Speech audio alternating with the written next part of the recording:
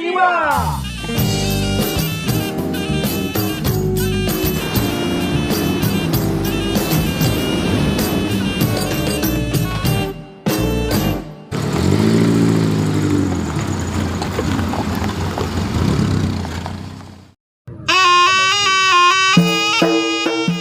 Minggu siang di pesisir Blangmangat, keheningan pantai Kuala Meraksa mendadak pecah oleh raungan mesin-mesin tua yang saling bersahut-sahutan.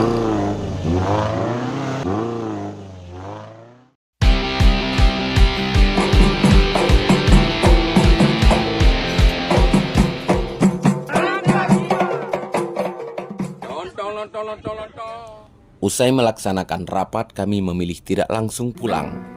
Alih-alih menyudahi hari, kami memutar kunci kontak. Sebuah petualangan kecil dimulai. Kami siap bergerak, menembus ruang dan waktu.